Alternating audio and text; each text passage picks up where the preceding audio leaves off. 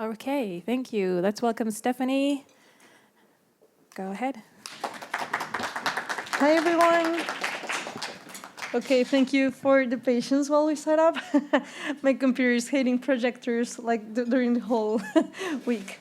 But thank you a lot for being here. My name is Stephannie Jimenez, and I will be talking a little bit about the inclusive and accessible scientific computing that we've been working on in the Jupyter ecosystem.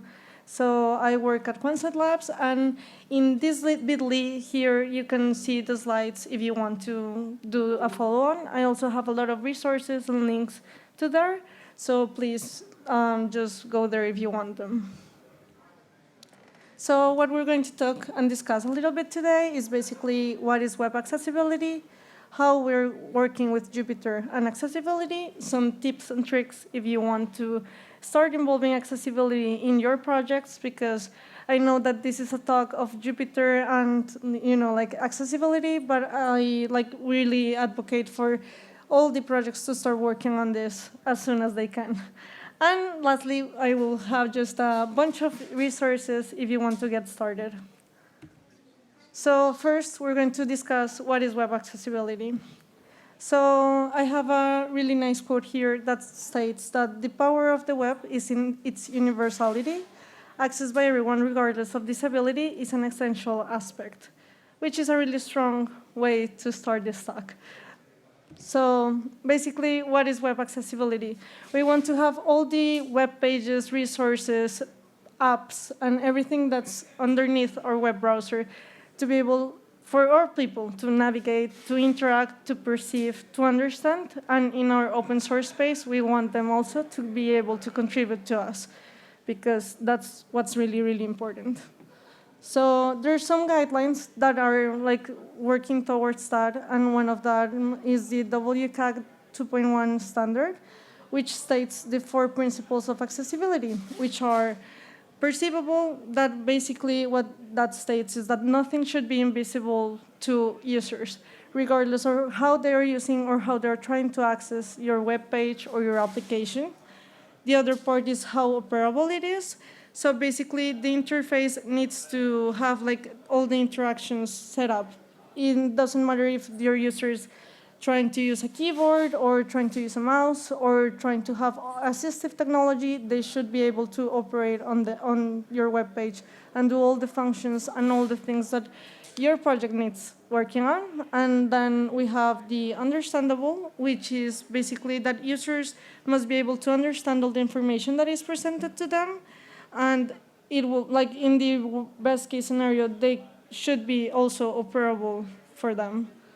And lastly, they should be robust. So basically, you should be able to have a lot of forms to access all the information, all the usability that you are using.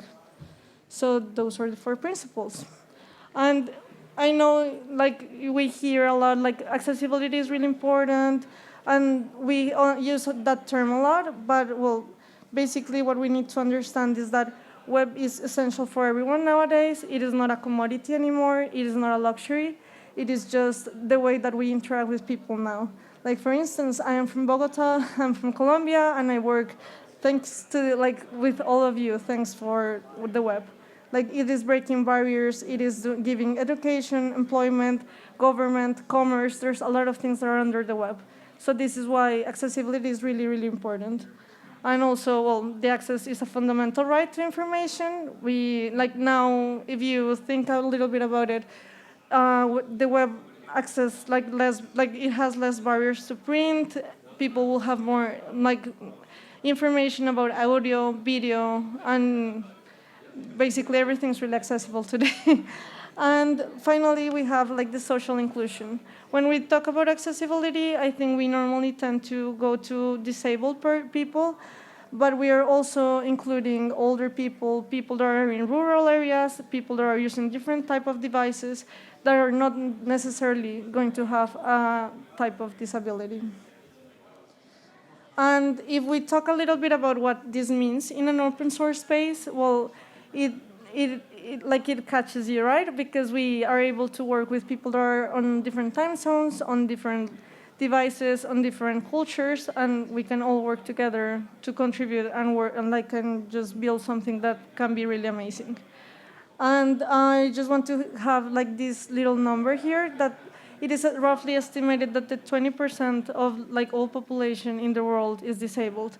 So if we translate that into our open source, we are like potentially excluding 200,000 users if we are not making things accessible and usable for them. So now we're going to discuss a little bit about the Jupyter and accessibility. So our main goals are divided like in 3 pillars, which are the automated accessibility testing, the WCAG 2.1 compliance, and the cross-project outreach and community engagement. So the first one basically is how we are able to test that our frameworks or our applications in the Jupyterlab space are working in an accessible way. The WCAG 2.1 compliance is basically like following the guidelines of WCAG. We want to try to be like, they have like this whole framework that is testable, that is really robust, and that you can check your applications with.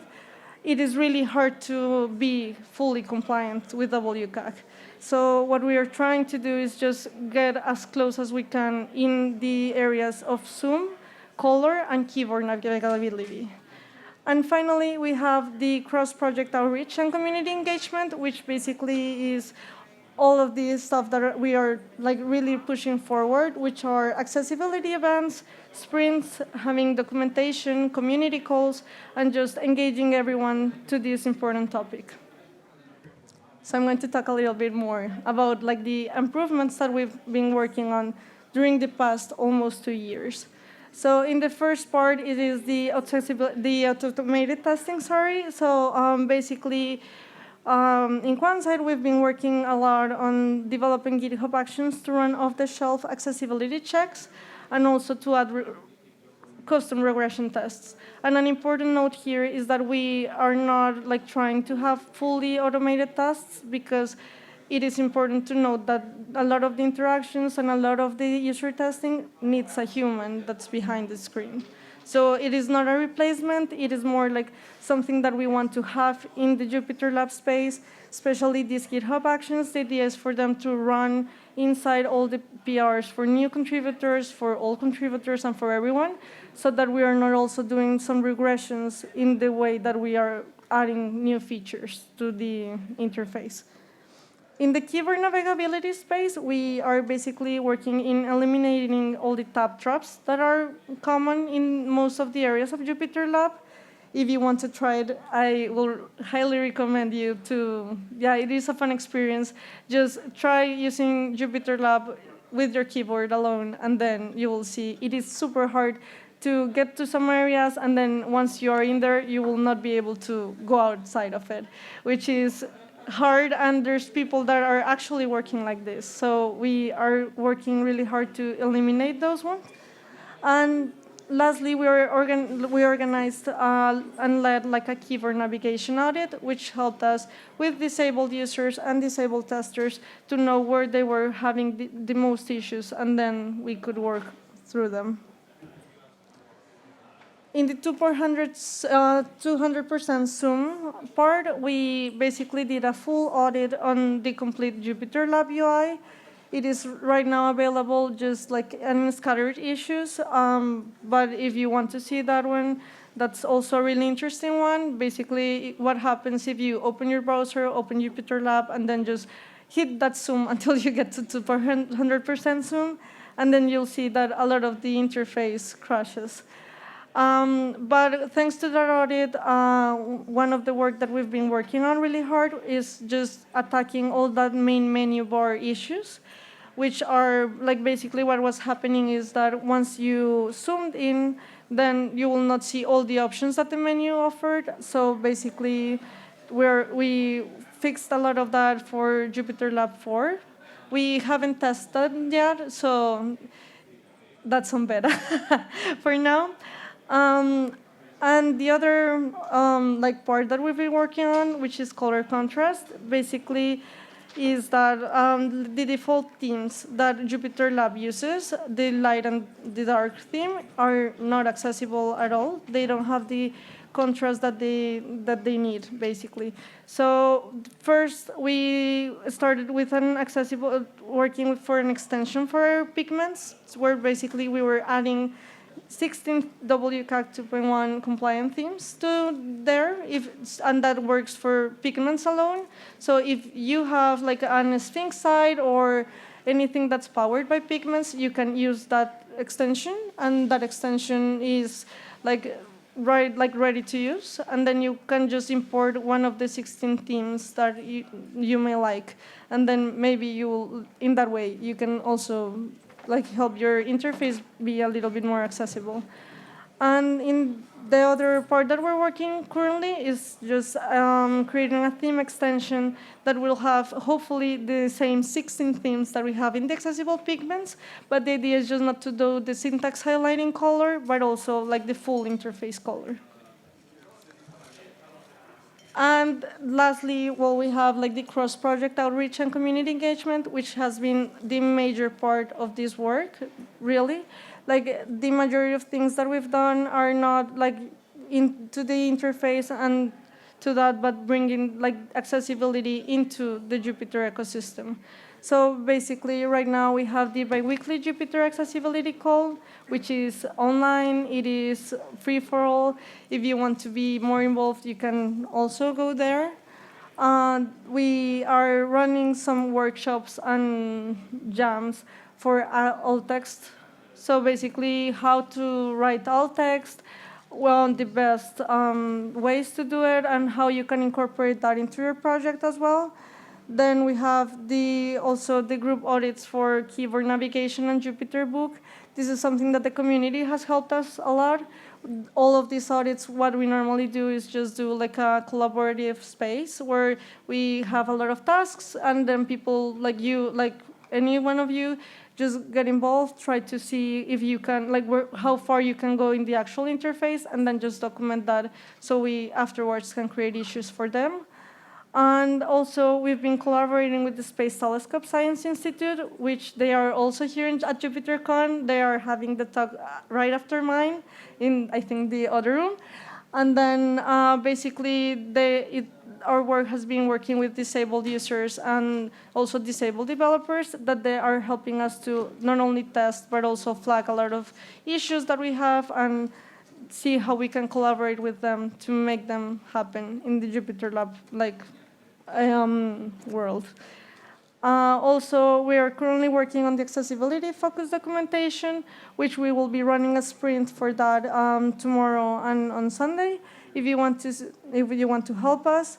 And lastly, Quanset Labs sponsored a 3-month internship project, and that intern was capable of fixing a lot of the Zoom issues related to the main menu board that I mentioned before, which was really cool. So now I'm going to dig a little bit about how to improve accessibility in your project. And basically, I just want to tell you all, accessibility is a continuous process. It is not a feature. I know that sometimes we treat it as one, which is really hard, because as the interface evolves, also we need to start thinking about accessibility into it, not just trying to get it WCAG compliant today and then forget about it afterwards. So these are my recommendations, basically. So first, you need to define the accessibility objectives of your project, which they don't have to be all my interface needs to be accessible, because that's a really, really, really hard project and a complete, I think, process that it is really difficult to get. But if you define, I want to center myself in color, or I want to center myself in navigability or in testing, then you can start working towards being more accessible, even though maybe the project will not be fully compliant to that. then you need to do like an audit and a test to know the current status of your interface. I think it's amazing to try to do this stuff, even if you, like it's the first time you're trying to navigate your computer without a mouse, just with a keyboard, or trying it in a mobile. It is a fun experience as developers of your project, just because it will help you to understand like another approach on how people are using it. Then once you start doing that, you will start to see that there's some things that you may want to change. And then there's when you will be able to start implementing solutions. And finally, it will be nice to have like some testing and documentation to it. So I know that some of you will say, oh, that's the development cycle of everything that we, like, of normal things, you know, like of like a Scrum process or security management, or also the design cycle. Everything looks like this, but I think that in open source it is really, really hard to maintain this cycle continuous, because we have grants, we have other priorities, we have a lot of features coming, we have a lot of contributors happening, so it is just a reminder that we should be using this cycle more. And finally, I'm here just for the useful resources. So accessibility is a world, and there's like a lot of things that need to be like understood to like see like the complete work. So basically, this is like a small list of things that I recommend you to start reading it. So the first thing is the CCI Jupyter Accessibility Grant Proposal, which is the one that has been powered by QuantSide, and it has helped us to do all of the, like the majority of the changes that I talked about today. Also, there's the WCAG 2.1 guidelines and the Y area guidelines, which are like made by the World Wide Web Consortium, and basically they have a lot of experience because they've been developing these guidelines for decades now. So it is a lot of information that there's under those two guidelines. So I really like that tetralogical blog because it has a lot of accessibility resources, where to start. It is like not that dense, and then you will be, you know, like gaining some things from there. And also there's a really nice blog about how accessibility is only for blind people. Like we normally in web development are we try to think about that people that are not using our project is blind, and we have other types of disabilities and also other types of situational disabilities that may arise on people not using our projects. So yeah, and finally, like from down there, it's all the Jupyter accessibility related information. So basically, there's the information for the community workshops that we run, all the resources that we have, and also all the meetings that we are doing bi-weekly now. And the last four are basically the Jupyterlab Accessible Themes package that it is on a WIP state right now. We're adding, we plan to add from now to August, hopefully we'll have 16 themes in that repository, so you can play around your Jupyterlab, and then you will have like a more accessible Jupyterlab, at least color-wise. We have the Jupyterlab accessibility testing repo, which has all the resources on how to have your GitHub action into your extension or into your project, and then see what flags inside of them. And finally, we have the Accessible Pigments package. That's a Pigments extension if you want to use it. And the user testing form, which I want to flag here. We are like continuously doing some user testing, and if we will be glad to have any of you participate in that. So if you're interested, just fill out that form, and then we'll have all your all your information, and we will reach out once we are organizing one. So yeah, if you're interested, please just reach out.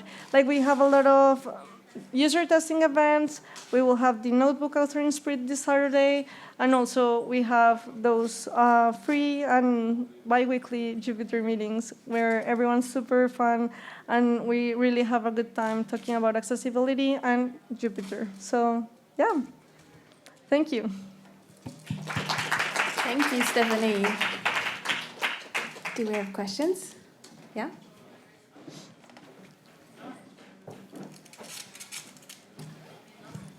I just want to ask, with the keyboard accessibility, do you mean something like a Vim plugin that is in VS Code or something like this? The idea is to have, like right now, we are pushing like the changes into core. Yeah, because at the beginning we wanted to have like an extension for accessibility, but we started, like once we did all the audits and we started to see what things weren't working really well, we just saw that they were on core. So we are pushing changes directly to Lumino and to Jupyterlab core. Yeah.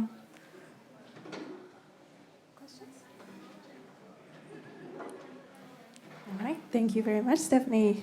Thank you, guys.